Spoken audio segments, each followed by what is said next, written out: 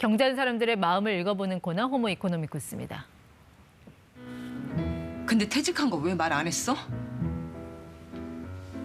내가 바가지라도 긁을까 봐? 아니면 어디 가서 돈이라도 벌어오라고 등 떠밀 줄 알고? 퇴직 후 갈 곳은 없고 여기에 배우자 눈치까지 봐야 하는 처지라면 그야말로 좌불안석일 수밖에 없습니다. 그나마 믿을 곳인 이 국민연금 수령까지 아직도 한참이나 남았는데 그때까지 그 공백 기간 어떻게 먹고 살아야 할까요? 김동엽 미래에셋 투자와 연금센터 상무와 함께 고민해 보겠습니다. 네, 상무님 어서 오세요. 예, 안녕하십니까? 보통 퇴직 후에는 국민연금을 효자라고 하는데 이 효자가 제가 필요한다고 바로 나타나는 그런 효자는 아니더라고요. 효자가 항상 부모님 네. 옆에 있는 건 아니잖아요. 가끔씩 늦을 때도 있는데 그때 이제 어떻게 효자가 없을 때 어떻게 살지에 대한 생각도 미리 해두시는 게 되게 중요할 것 같아요. 네.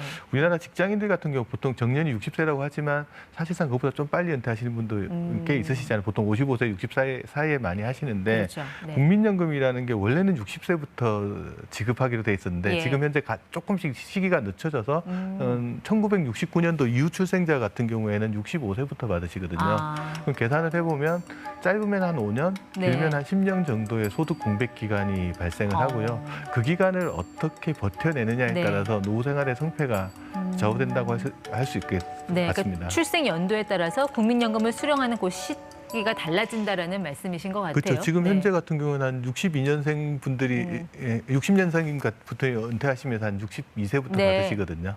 그렇게 자기 나이에 따라서 출생 연도에 그러네요. 따라서 다르다 네. 알고 계십니다. 이게 뭐 몇 달도 아니고 이게 몇 년간 이 보릿고개를 거쳐야 한다면 고민이 될 수밖에 없을 텐데 이 소득의 공백 기간을 메울 수 있는 방법 어떤 게 있을까요?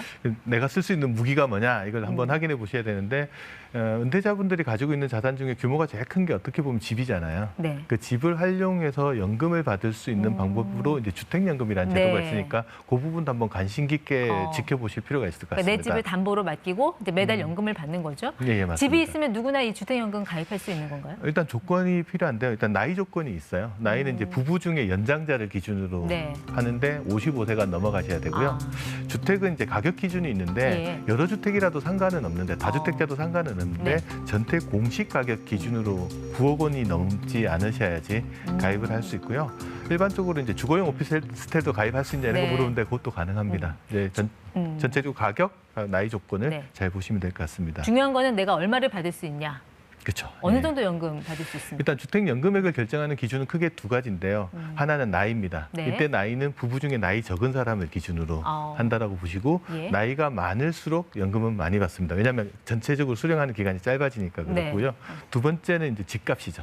집값이 비싸면 많이 받습니다. 그 기준으로 해서 이제 금액을 한번 예시를 네. 해놨는데 3억 원짜리 집을 담보로 맡겼을 때 이제 부부 중에 나이 작으신 분이 한 55세다라고 하시면 한 48만 3천 원 정도 네. 연금을 받는데 조 금액이 결정이 되면 본인하고 배우자가 사망할 때까지 계속 그 금액을 받습니다.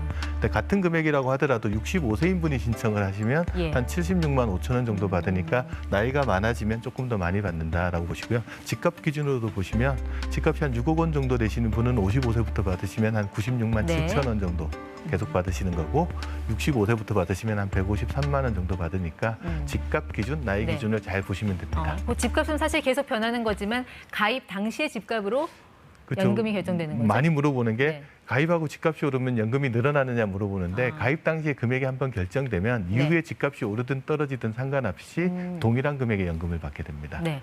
저렇게 받은 연금은 나중에 갚아야 되는 거잖아요? 네, 맞습니다. 네. 네. 그럼 언제 갚을지는 그냥 내가 갚고 싶을 때 갚으면 되는 건가요?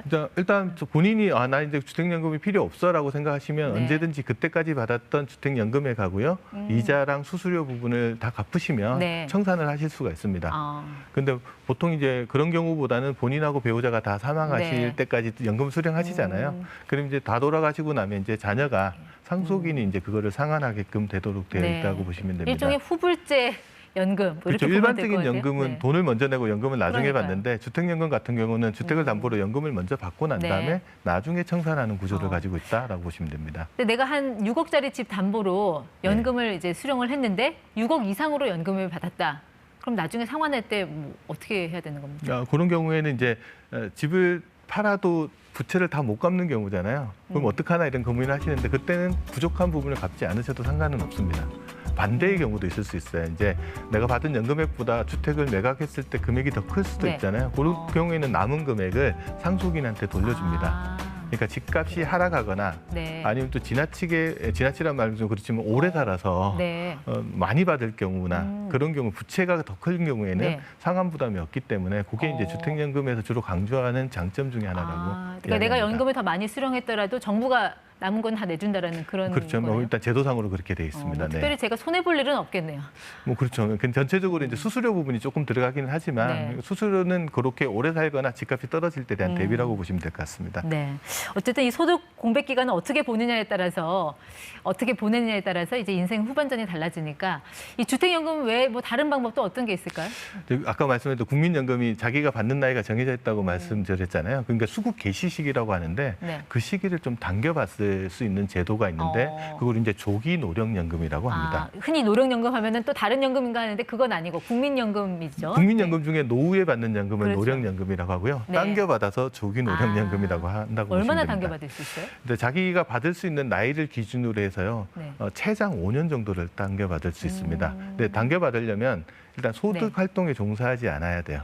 아, 그러니까 국민연금 전체 가입자 평균 소득이 한 268만 원 정도 되는데 네. 그거보다 소득이 적으신 분들은 이제 조기 노령연금을 수령할 수 있는데 네. 예를 들어 이제 1969년도 이후 출생자들은 65세부터 연금을 받을 수 있는 게 원래 나이인데 네. 저걸 당겨서 받으면 최장 당겨서 받으면 60세부터 받으실 수 있다. 예. 그래서 자기 상황에 맞게끔 수급 시기를 조금 조정해서 받으시는 네. 게 가능하다라고 보시면 됩니다. 근데 조금 전에 소득이 없는 경우에 이렇게 조기 수령이 가능하다고 하셨는데 그 소득이란 게 뭐 사업소득, 금융소득 여러 가지니까 어떤 걸 말씀하시는 거예요? 정확하게 보면 이제 근로소득하고 사업소득인데 부동산 임대소득은 사업소득이 포함되잖아요. 그 소득이 얼마 정도냐면 국민연금 네. 전체 가입자 268만 원 평균 소득보다 예. 작은 경우가 소득 활동에 종사하지 않는다라고 보고요. 네. 그런 경우에 이제 연금을 당겨서 수령하는 게 가능하다라고 보시면 됩니다. 그런데 모든 금융 상품은 항상 이렇게 일찍 받으면 꼭 뭐 나중에 뭐 돈을 적게 받는다든지 안 좋은 게 있던데 이거는 어떻습니까? 그렇죠. 뭐 당겨받고 금액도 제대로 주면 다 전부 다 당겨받을 그러니까요. 건데요. 이제 조기노령연금도 마찬가지로 당겨서 받는 만큼 거기에 대해서 약간 디메리트, 불리한 점이 있어요. 네. 그래서 연금 수급 시기를 1년씩 당길 때마다 연금액이 6% 정도씩 감액이 됩니다. 예. 그러면 최장 아까 5년 당길 수 있다 그러니까 5년을 당기시면은 5, 6, 30이니까 30%가 줄어들잖아요. 그럼 원래 100만 원 받으시는 분 같으면 네. 전체적으로 한 70%를 받게 되니까 70만 원 정도를 수령하게 되는 거죠. 그래서 당겨받으면 적게 받았기 때문에 좀 의사결정을 하실 때 약간 네. 신중하게 의사결정을 하실 필요가 있습니다. 알겠습니다. 자, 주택연금 받고 이제 조기 노령연금 받고요. 네. 자, 세 번째 어떤 게 있습니까? 보통 이제 직장인들이 세금도 절세를 하고 노후에 연금도 받는 상품으로 많이 가입하고 있는 게 연금저축이라는 상품이 있어요. 그거는 이제 연말정산 때 보통 세액공제 하려고 많이 가입들 네. 하시거든요. 당장에 뭐 연금 생각 안 하고 연말정산 세액공제 많이 받자라고 이렇게 가입을 많이 하시는데 그 상품도 언제부터 받을 수 있냐면 55세 이후에 연금 형태로 수령하는 게 가능하기 때문에 소득 공백기에 그 네. 소득 공백을 메울 수 있는 재원으로서 활용하기는 좋은 무기가 된다고 보시면 될 것 같습니다. 네, 그러니까 이것도 역시 55세부터 좀 일찍 시작해서 인출을 받으면 또 뒤에 또 안 좋은 점이 뭐 따라 붙습니까? 가능하면 이제 예를 들면 수령하는 방법이 종신형으로 수령하면 죽을 때까지 받게 되는 네. 거잖아요. 그런 경우는 일찍 하면은 금액이 좀 줄죠. 근데 기간을 정해서 받거나 이런 경우에는 자기가 원하는 금액만큼 수령을 하는 거라서 빨리 받는다라는 그 차이점만 있는 거라고 네, 그러니까 가입 보시면 시점을 됩니다. 확인해 보고 네. 수령 조건을 골라보면 되겠네요. 보통 수령 조건은 55세 이후에 수령할 수 있고요. 네. 가입 이후에 5년이 경과되면 이제 연금으로 수령하실 수 있습니다. 네. 네. 더 남아 있습니까? 혹시 이 소득 공백 메울 수 있는 방법? 가장 중요한 게 퇴직금이죠. 퇴직금. 네, 퇴직금은 원래는 일시금으로 받으면 퇴직소득세라는 걸 내야 되잖아요. 네. 요거를 이제 IRP라고 하는 퇴직금을 전용으로 넣는 계좌가 있는데 거기에 집어넣고 나면 55세 이후에 연금으로 수령할 수 있거든요. 예. 그럼 55세 이후에 퇴직하시는 분은 바로 받으실 수 있고요. 그 경우에 퇴직소득세를 한 30% 가까이 절감할 수 있기 때문에 세금도 절감하고 소득 공백을 배우기에는 좋은 재원이라고 보시면 됩니다. 알겠습니다. 어쨌든 소득 공백 기간을 어떻게 메울지 잘 따져보시고 미리미리 대부해서 이 장수가 축복이 되는 삶 누리시기 바라겠습니다. 김동혁 상무와 함께했습니다. 고맙습니다. 네, 감사합니다.